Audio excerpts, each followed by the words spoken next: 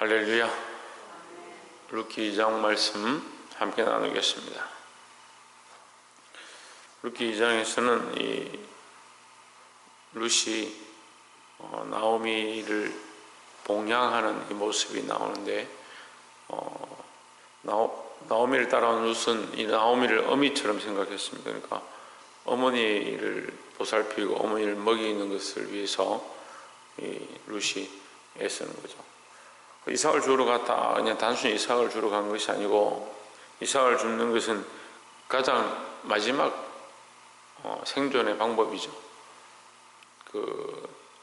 추수를 하는 사람들 사이에서 추수를 다 끝내고 나면 남은 바닥에 떨어진 이삭을 주어서 그것을 타작해 가지고 먹고 사는 굉장히 힘든, 그리고 가장 가난한 자리에 있는 모습을 얘기하는데, 그것을 가지고 자기만 먹는 것이 아니고 그의 시어머니를 먹이는, 그러니까 어떻게 보면 나오미와 룻은 혈족 관계가 아니죠. 남이죠. 남이 된 부모를 섬긴다. 왜 그랬냐면 어제 말씀을 나눈 것처럼 이제 당신의 하나님, 당신이 섬기는 하나님, 당신이 섬기는 그 하나님의 민족, 내가 그 민족을 따라가고 그 하나님을 따라가고 하나님의 백성이 되겠습니다 했던 그 말씀을 따라서 룻이 살기 시작하는 겁니다. 2장 1절에 보시면 나오미의 남편 엘리멜렉의 친족 중에 유력한 자가 있으니 이름은 보아스더라 했습니다. 이 보아스를 왜 얘기하느냐,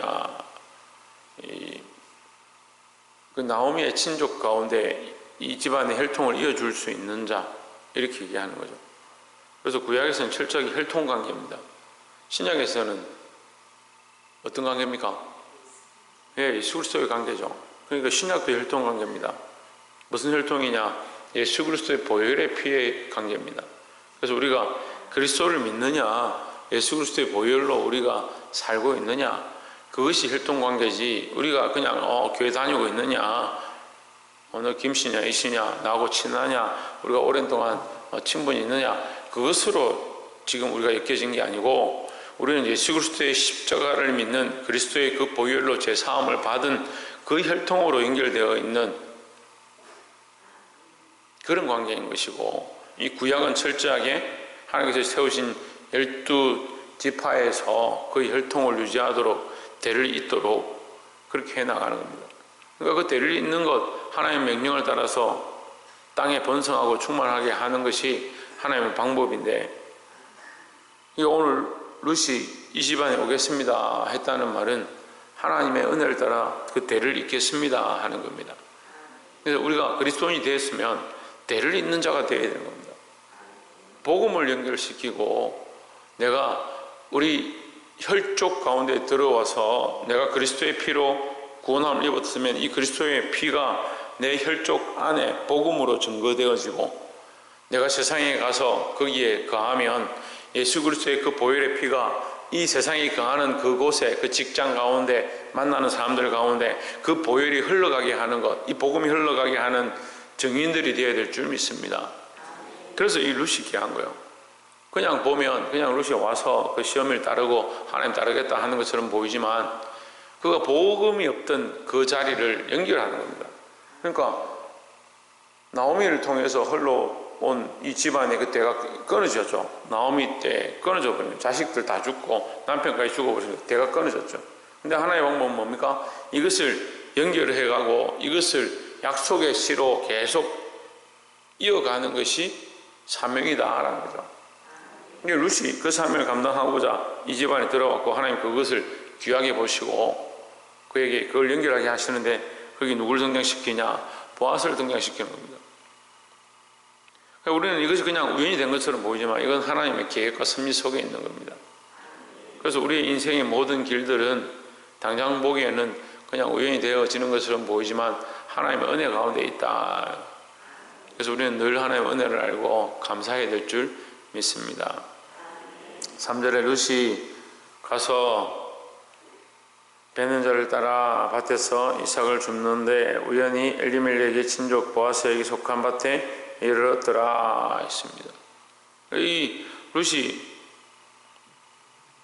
이삭을 주어서 먹고 살기 위해서, 그 시어머니를 봉양하기 위해서 밭에 가서 이제 이삭을 줍는데, 가다가 이 줍다 보니까 우연하게 어디 가느냐, 보아스의 밭에 갔다.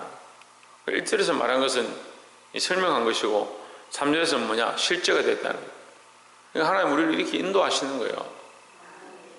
그래 우연히 가다 보니까 보아스의 밭에 간 거예요. 4절에 마침 보아스가 베들레헴에서부터 와서 베는 자들에게 이르되 여호와께서 너희와 함께 하시기를 원하노라. 그들이 대답하되 여호와께서 당신에게 복 주시기를 원하나이다 했습니다. 자, 우리가 이 말씀을 통해서 뭘 볼 수 있느냐, 하나님의 인도하심을 봐야 한다는 거죠. 우리 삶에 하나님 늘 간섭하시고 우리를 인도하십니다. 내가 내 마음대로 살고 있는 것처럼 보이지만 하나님의 인도하심이 있다. 그래서 할 수만 있으면 하나님의 인도하심을 바라보고 하나님께 맡기고 사는 신앙을 가져야 됩니다. 우리는 우리가 마음대로 정하고 결정하고 하나님 좀 도와주십시오 이렇게 하죠. 그건 사실은 유치원적인 유치한 신앙이에요. 하나님의 인도함을 발견하고자 하고 그 하나님의 인도하심 앞에 순종하고자 해야 되는데, 이 습관이 그렇습니다. 내가 결정해놓고 내가 정해놓고 내가 좋아하는 것에 하나님께서 도와주시고 역사해 주십시오. 하나님은 항상 도구로 쓰는 거예요. 자기가 직장이고 자기가 뭐고 이런 것이고 저런 것이고 다 결정해놓고 그거 할 때 하나님 도와주십시오. 대학 가는 것도 내가 다 정해놓고 하나님 도와주십시오. 정하긴 네가 정했는데 내가 왜 도와줘야 돼? 하나님의 은혜를 구하고 하나님의 인도하심을 구하고 하나님 나를 도와주십시오. 나를 인도해 주십시오. 하나님의 인도하심 앞에 내가 내 삶 맡기기 원합니다. 하나님 인도하심을 볼 수 있는 저와 여러분 되시기를 주의 이름으로 축원합니다. 두 번째는 11절에 보아스가 그에게 대답하여 이르되 내 남편이 죽은으로 내가 시므에게 행한 모든 것과 내 부모와 고국을 떠나 전에 알지 못하던 백성에게로 온 일이 내게 분명히 들렸느니라 했습니다. 그러니까 보아스가 참 이 성경에 다 기록되어 있지는 않지만 이 보아스가 참 현명하고 지혜로운 사람이거든요. 왜 그러느냐, 여자는 볼 게 없습니다. 사실은 뭐 우리끼리 얘기하자면 여자는 볼 게 없어요. 왜 그렇습니까? 이방 여인이죠. 또 뭡니까? 과부죠. 우리가 사사기서를 통해서도 봤지만 여자는 누구만 살리냐? 남들 알지 못하는 사람을 살리는 거예요. 그게 과부입니다. 그래서 고아와 과부가 제일 불쌍하다는 성경에 고아와 과부를 돌아봐라, 가난한 자를 돌아봐라 이렇게 하는데 과부요. 아무 남자도 그들도 보지 않는 과부. 그리고 뭐요? 이방 여인이에요. 이방 여인. 이스라엘에서 이방 여인이 뭐 그렇게 귀하게 대접을 받고 인정받을 그런 자리가 없죠. 그런데 보아스가 뭘 보느냐, 너의 행한 모든 것, 네가 말한 모든 것을 내가 들었다 이렇게 얘기하는 겁니다. 뭘 들었느냐? 그의 신앙 고백을 들었다는 거죠.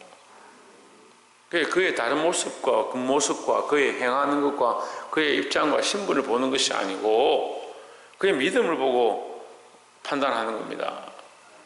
참 이게 힘듭니다. 사람을 만나고 대하고 사람을 세울 때 우리가 그 모습과 어떠함을 보고 그 사람들에게 대하는 것이 아니고 그의 믿음을 따라 우리가 이렇게 사람을 대해야 되는데 그게 잘 안 되죠.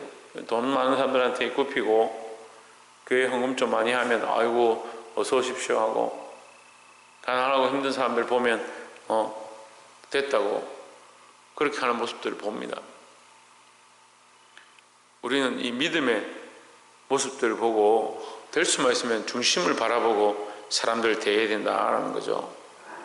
11절 여호와께서 내 행한 일을 보응하시기를 원하며 이스라엘의 하나님 여호와께서 그 날개 아래 보호를 받으러 온 내게 온전한 상 주시기를 원하노라 했습니다. 그러니까 이 보아스는 그 여인의 어떠함을 보는 게 아니고 그 여인이 하나님의 보호 아래, 날개 아래 왔기 때문에 하나님께서 너를 보호해 주시기 원한다. 네가 하나님께로 피해 왔으니까 하나님 너를 지켜주실 것이다. 이렇게 축복하는 겁니다. 이 신앙적인 이 가치관, 하나님께서 인도하시는 그 사랑을 늘 우리가 알고 그 사랑으로 사람들을 대하고 베푸시기를 주의 이름으로 축복합니다. 마지막 세 번째로 20절에 나오미가 자부에게 이르되 여호와의 복이 그에게 있기를 원하노라. 그가 생존한 자와 사망한 자에게 은혜 베풀기를 그치지 아니하도다. 나오미가 그에게 이르되 그 사람은 우리의 근족이니 우리 기업을 물을 자 중 하나이다 했습니다. 자, 이렇게 그가 보아스가 그에게 말로 하나님께서 너를 복 주실 것이다 이렇게 하고 말로만 한 게 아니고 그 소년들에게 청년들에게 일러서 너희들이 곡식 뺄 때에 그가 가까이 와도 내버려둬라. 지나가고 나면서 다른 사람들이 와서 이삭을 줍겠죠. 이삭을 줍는데 이 보아스가 소년들에게 너 그가 가까이 와도 내버려두고 그가 가까이 오거든 빼는 것을 좀 뽑아서 호쳐나 버려두라. 그가 가져갈 수 있도록 이렇게 은혜를 베풀어 줍니다. 우리가 말로만 사랑한다 축복한다 이렇게 할 게 아니고 실제적으로 하나님의 사랑을 베풀어야 될 줄 믿습니다. 그렇게 하는데 이 여인이 그날 얻은 게 얼마나 되냐. 배불리 먹고 17절에 보면 루시 밭에서 저녁까지 죽고 그 죽은 것을 떠니 타작해 보니까 보리가 한 에바쯤 되는지라 했습니다. 22리터. 그러니까 요즘 이제 쌀 한 푸대 20리터짜리 한 푸대 정도 얻었다. 너무 많이 얻었죠. 하루에 이게 뭐 이삭을 주었는데 20리터짜리 하루 만에 얻었으면 한 달 20리터짜리 30개 얻으면 이 뭐 부자 되겠습니다. 그만큼 풍성하게 은혜를 입었다라는 거죠. 예. 이것은요 나오미의 루스의 관점에서 보면 갚을 수 없는 은혜입니다. 이해가 되세요? 루스는 갚을 지금 재간이 없죠. 뭐 가지고 있습니까? 아무것도 없잖아요. 가진 게 몸뚱아리 하나밖에 없고 그 들고 가서 지금 옷 보재기에 싸서 뭐 이렇게 죽을 수밖에 없을 만큼 그렇게 가난하고 아무것도 없는 상황인데 근데 은혜의 베푸름을 받는데 얼마나 받느냐? 20kg가 넘는 쌀을 주었다. 그냥 단순한 문제 같지만 이 루스의 입장에서 보면 당장 죽겠다. 나오미도 이제 나는 죽겠다 이렇게 하고 룻도 나도 죽겠다. 그렇게 할 만큼 가난한 입장인데 쌀을 보리를 그만큼 얻었다. 그 죽어가는 가난한 사람들의 입장에서 그것은요 갚을 수 없는 은혜입니다. 우리가 죽을 수밖에 없는 인생 가운데 하나님의 은혜로 갚을 수 없는 은혜를 입었습니다. 그래서 이 20절의 말씀을 통해서 우리가 나누고 싶은 말씀은 은혜를 베푸는 자가 되자라는 거예요. 가난한 자들에게, 연약한 자들에게, 우리가 은혜 베풀 수 있는 자들에게 베푸는 자들이 되자. 특별히 은혜를 베푸는데 은혜의 가장 큰 머리는 뭐냐? 복음입니다. 우리가 말씀을 나눠주고 이 복음을 나눠주는 것, 이것이 가장 큰 투자이고 가장 우리가 줄 수 있는 귀한 것이다 라는 거죠. 물질 만능주의가 되니까 자꾸 물질을 나눠주고 물질을 주는 것에 목적을 가지게 된다는 거예요. 이걸 주는 게 목적이 아닙니다. 아파트 단지 근처에 가면, 신도시 이런 데 가면 이게 뭘 많이 나눠줘요. 휴지도 나눠주고 세제 같은 것도 나눠주고 뭡니까? 세탁할 때, 뭐 설거지 할 때 쓰는 거 이런 것들을 자꾸 나눠주는 거예요. 수세미 같은 거 나눠주는 거예요. 그 받는 사람들 입장은 뭐 그저 막 주네, 뭐 이렇게 서로 막 주려고 하느냐. 근데 그 사람들이 나눠주는 핵심이 뭐냐면 그 아파트죠. 이 아파트를 사라는 거죠. 우리의 복음의 핵심은 뭐냐? 예수 그리스도를 나눠주는 거지. 그래서 자꾸 이 핵심은 빼고 뭘 나눠주냐? 선물을 나눠주고 재물을 나눠주고 사람들이 좋아하는 것들을 나눠주는 것이 목적이 아니에요. 이게 복음이 핵심이다.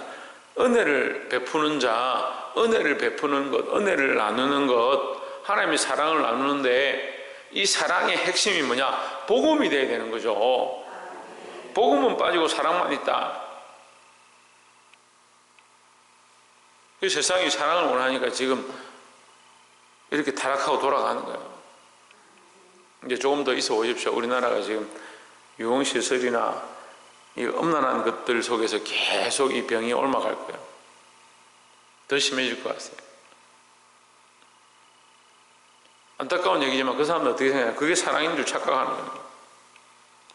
그래서 사랑사랑 노래를 부르고 다녀요. 뭐가 없습니까? 하나님의 사랑이 없는 거예요. 전에도 잠깐 나눴었는데 우리의 인간들이 가지고 있는 사랑은요, 하나님의 사랑을 이 모디파이에 카피한 것처럼 돼요. 본받은 거예요. 하나님의 사랑이 우리에게 흘러와서 아버지의 사랑을 우리가 알고 그 아버지의 사랑을 내가 부모로서 자식을 사랑하고 자식이 부모의 사랑을 알고 그게 하나님의 사랑을 아는 거죠. 그게 하나님의 사랑의 모양을 닮았다는 거예요. 가장 많이 닮은 게 부모가 자식을 사랑하는 값없이 주는 그 사랑이 하나님이 우리를 위하여 그의 아들을 보내신 값없이 주는 사랑, 우리를 창조하신 사랑, 그 사랑을 가장 닮았다는 거지. 반대로 어머니의 부모님의 사랑이 하나님의 사랑을 닮은 거 아니에요. 부모님의 사랑을 하나님의 사랑이 닮은 거 아니에요. 하나님의 사랑을 따라서 우리가 부모의 사랑이 존재하고 하나님의 사랑을 따라서 그러면 어떻게 됩니까? 남녀의 사랑도 하나님의 사랑의 모양을 닮아 있어야 되는 거예요. 거기 신뢰가 있어야 되는 거죠. 하나님을 우리가 믿기 때문에 하나님의 사랑을 닮은 것처럼 서로 사랑하는데 신뢰가 없으니까 어떻게 합니까? 죽이는 거죠. 친구 간의 우정도 마찬가지예요. 예수 그리스도의 그 사랑을 우리가 본받은 것처럼 친구 간에도 우리가 그저 나눠주는 그 사랑의 모양을 가져야 되는 것이고, 교회도 마찬가지입니다. 어떠한 사랑으로 될 거냐? 하나님의 사랑이 흘러가고 그 복음이 흘러가는 증거들로 우리가 그 사랑을 입었고 또한 우리가 이 사랑을 베푸는, 이 은혜를 베푸는 자가 되어야 합니다. 말씀을 맺겠습니다. 이 은혜를 베푸고 이 사랑을 베푸는 핵심이 뭐다? 복음이다라는 거예요. 예수 그리스도 빠져버린 것, 복음이 빠져버린 것, 하나님의 말씀이 빠져버린 것, 그 핵심이 빠져버리면 우리가 아무리 은혜를 베풀고 사랑을 베풀고 인자를 베풀고 많은 사람들에게 퍼서 나눠준다 하더라도 잘못하고 있는 것이다. 그래서 우리가 이 올 한 해도 더욱 나눠주기를 힘쓰는 교회가 되길 원하는데, 우리가 나눠주고 사랑할 때, 은혜를 베풀 때에 하나님의 사랑, 이 복음, 예수 그리스도를 함께 나눠주는 일들을 힘쓰시기를 주의 이름으로 축원합니다. 기도하겠습니다.